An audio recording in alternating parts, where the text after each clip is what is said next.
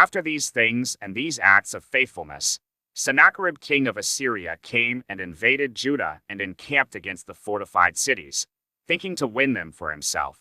And when Hezekiah saw that Sennacherib had come and intended to fight against Jerusalem, he planned with his officers and his mighty men to stop the water of the springs that were outside the city, and they helped him.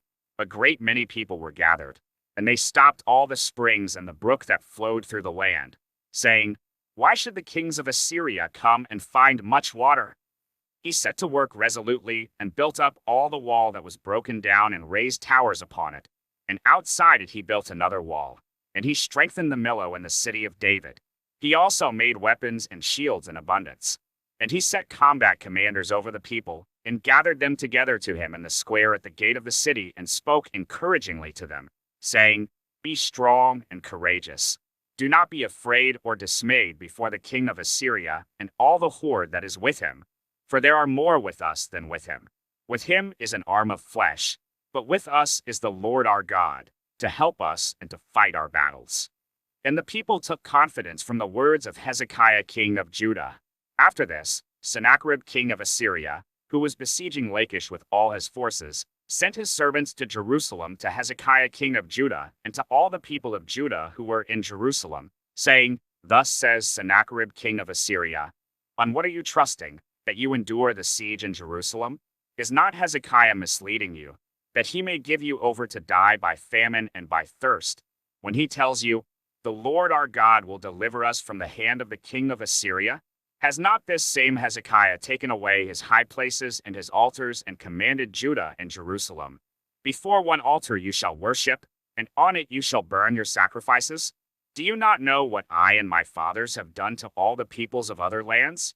Were the gods of the nations of those lands at all able to deliver their lands out of my hand?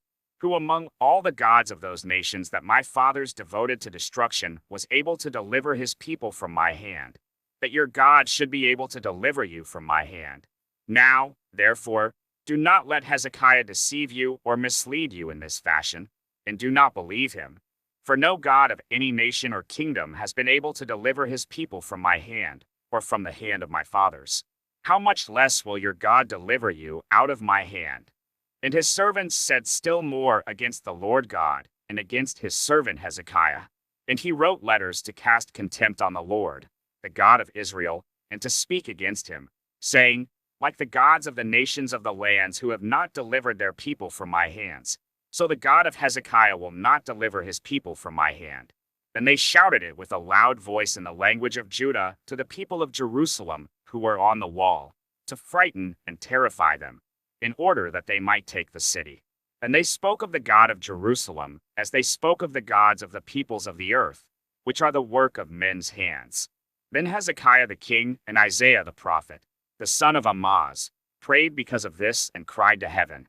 And the Lord sent an angel, who cut off all the mighty warriors and commanders and officers in the camp of the king of Assyria. So he returned with shame of face to his own land. And when he came into the house of his God, some of his own sons struck him down there with the sword. So the Lord saved Hezekiah and the inhabitants of Jerusalem from the hand of Sennacherib king of Assyria, and from the hand of all his enemies, and he provided for them on every side. And many brought gifts to the Lord to Jerusalem and precious things to Hezekiah king of Judah, so that he was exalted in the sight of all nations from that time onward. In those days Hezekiah became sick and was at the point of death, and he prayed to the Lord, and he answered him and gave him a sign. But Hezekiah did not make return according to the benefit done to him, for his heart was proud. Therefore wrath came upon him and Judah and Jerusalem. But Hezekiah humbled himself for the pride of his heart, both he and the inhabitants of Jerusalem, so that the wrath of the Lord did not come upon them in the days of Hezekiah.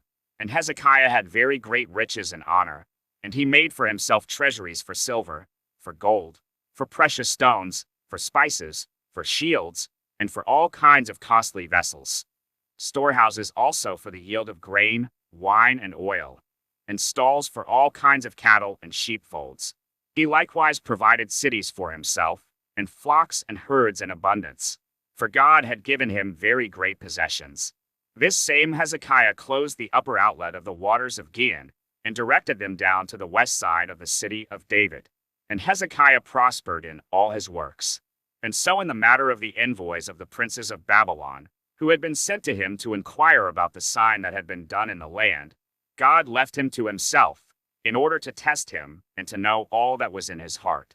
Now the rest of the acts of Hezekiah and his good deeds, behold, they are written in the vision of Isaiah the prophet, the son of Amoz, in the book of the kings of Judah and Israel. And Hezekiah slept with his fathers, and they buried him in the upper part of the tombs of the sons of David. And all Judah and the inhabitants of Jerusalem did him honor at his death. And Manasseh his son reigned in his place.